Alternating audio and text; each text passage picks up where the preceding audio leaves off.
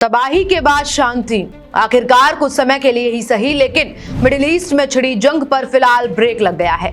America और Iran के बीच संघर्ष विराम को लेकर सहमति बनी है और अमेरिकी राष्ट्रपति डोनाल्ड ट्रंप ने 2 हफ्तों के लिए सीज फायर का ऐलान कर दिया है। इस बीच पाकिस्तान के प्रधानमंत्री शहबाज शरीफ का भी बड़ा दावा सामने आया है। उन्होंने दावा किया है कि 10 अप्रैल को इस्लामाबाद में अमेरिका और ईरान के बीच युद्ध विराम की शर्तों पर बातचीत होगी।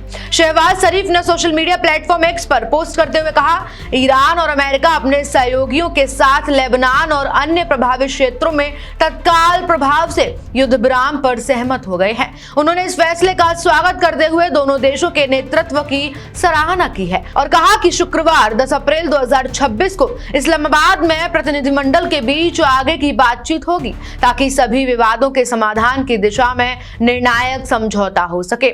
उधर डोनाल्ड ट्रंप ने मंगलवार शाम अमेरिकी समय अनुसार अपने सोशल मीडिया प्लेटफॉर्म ट्रुथ पर पोस्ट करके हुए कहा, पाकिस्तान के प्रधानमंत्री शहबाज शरीफ और फील्ड मार्शल आसिम मुनीर ने उनसे अनुरोध किया है कि ईरान पर भेजे जा रहे हमले को रोका जाए। ट्रंप ने यह भी कहा कि ईरान को होर्मुज़ स्ट्रेट को तुरंत पूरी तरह और सुरक्षित रूप से खोलना होगा। इसके बाद उन्होंने 2 सप्ताह तक ईरान पर बमबारी और हमलों को रोकने पर सहमति जताई है। तेहरान के ईरान की सर्वोच्च राष्ट्रीय सुरक्षा परिषद ने भी 2 हफ्तों के युद्ध विराम को स्वीकार कर लिया है और शुक्रवार से इस्लामाबाद में अमेरिका के साथ बातचीत शुरू करने की बात कही है। यानी फिलहाल मिडिल ईस्ट में गोलियां और मिसाइलों की आवाज कुछ समय के लिए थमती हुई दिखती है और लेकिन सवाल यहाँ यह है कि क्या शांति स्थायी होगी या सिर्फ एक स्थायी विराम होगा। अब बात थोड़ी सी भारत की भी कर लेते हैं। अमेरिका और ईरान के बीच ये संघर्ष भले ही हजारों किलोमीटर दूर हुआ है, लेकिन इसका असर भारत पर साफ दिखाई देता है। यह सिर्फ एक अंतरराष्ट्रीय खबर नहीं है, बल्कि भारत के लिए रणनीतिक, आर्थिक और सुरक्षा के लिहाज से एक गंभीर चेतावनी भी है। इस पूरे संघर्ष के दौरान सबसे बड़ा खतरा तेल सप्लाई पर मंडराता था। खास तौर पर स्ट्रेट ऑफ होर्मुज़ को लेकर चिंता सबसे ज्यादा रही। दुनिया के सबसे अहम समुद्री व्यापारिक रास्तों में शामिल ये क्षेत्र भारत के लिए बेहद महत्वपूर्ण है, क्योंकि भारत अपनी तेल जरूरतों का बड़ा हिस्सा खाड़ी देशों से आयात करता है। ऐसे में अगर इस रास्ते पर तनाव बढ़ता है तो सीधा असर भारत की अर्थव्यवस्था, पेट्रोल डीजल की कीमतों और महंगाई पर पड़ता है। यही वजह है कि अब भारत को सुरक्षा और ऊर्जा पर गंभीरता से काम करना होगा। भारत को अपने तेल और गैस आयात के स्रोतों में विविधता लानी होगी। रूस, अमेरिकी और अफ्रीका जैसे विकल्पों पर और मजबूती से ध्यान देना होगा। साथ ही रिन्यूएबल एनर्जी यानी सौर, पवन और हरित ऊर्जा की दिशा में तेजी से आगे बढ़ना होगा। और अब सिर्फ पर्यावरण का मुद्दा नहीं रह गया ये, बल्कि सुरक्षा, राष्ट्रीय सुरक्षा का भी हिस्सा बन चुका है। इसके अलावा भारत को अपने स्ट्रेटेजिक पेट्रोलियम रिजर्व को भी और मजबूत करना होगा ताकि संकट की स्थिति में देश के पास पर्याप्त बैकअप मौजूद हो। इस युद्ध ने एक और अहम संदेश दिया है, आधुनिक जंग अब सिर्फ सैनिकों की ताकत से नहीं बल्कि तकनीक की क्षमता से तय होती है। ड्रोन, लंबी दूरी की मिसाइलें, एयर डिफेंस सिस्टम और इलेक्ट्रॉनिक वॉरफेयर ने संघर्ष में निर्णायक भूमिका निभाई है।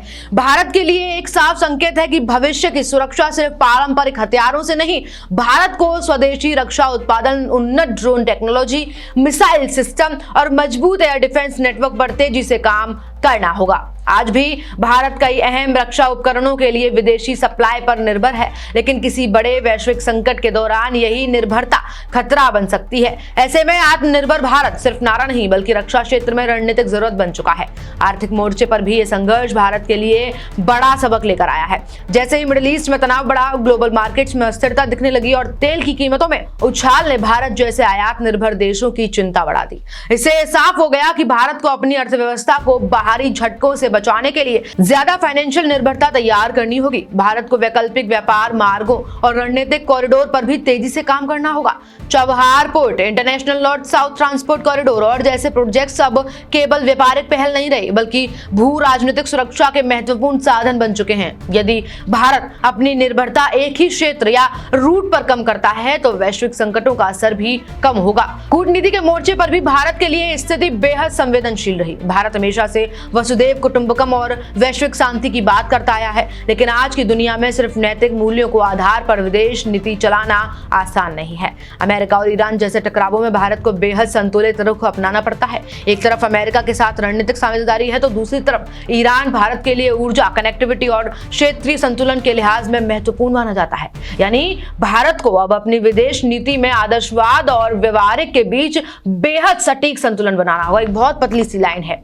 ये संतुलन ही भारत की वैश्विक विश्वसनीयता और राष्ट्रीय हित दोनों को सुरक्षित रख सकता है। सुरक्षा के लिहाज से यह भी संघर्ष भारत के लिए एक और बड़ा संकेत छोड़ गया। जब भी वैश्विक स्तर पर अस्थिरता बढ़ती है, चीन और पाकिस्तान जैसे देश अपने अपने हित साधने की कोशिश करते हैं और ये ऐसे में भी देखा गया। ऐसे हालात में भारत को दोहरी चुनौती की सामना करना पड़ सकता है। एक तरफ अंतर्राष्ट्रीय संकट और दूसरी तरफ सीमा पर बढ़ता दबाव। इसलिए भारत को सिर्फ दूर बैठे युद्धों को देखना ही बल्कि उनसे सीखना भी होगा। भारत को अपने सीमावर्ती इलाकों, समुद्री सुरक्षा, साइबर सुरक्षा और सामरिक तैयारियों को हर समय मजबूत बनाए रखना होगा। कुल मिलाकर अमेरिका और ईरान के बीच ये सीज फायर भले ही फिलहाल राहत की खबर हो, लेकिन इनसे भारत को एक बहुत बड़ा संदेश दिया है। आज की दुनिया में कोई भी देश पूरी तरह अलग थलग या सुरक्षित नहीं रह सकता। ऊर्जा, रक्षा, अर्थव्यवस्था, कूटनीति और राष्ट्रीय सुरक्षा हर मोर्चे पर तैयार रहना ही आने वाले समय की सबसे बड़ी जरूरत है। सोचा ये खबर अहम है, सोचा ये खबर आपको ये बताती है कि ईरान और अमेरिका के बीच फिलहाल सीज फायर है, तो आप तक ये खबर पहुंचाना बहुत जरूरी है। और फिलहाल आपके दिमाग में इस खबर को लेकर क्या चल रहा है, कमेंट बॉक्स में जरूर बताएं और तमाम ऐसी अपडेट्स के लिए बने रहिए मेरे साथ। देखते रहिए अपडेट इंडिया में आपके साथ कृपा उपाध्याय।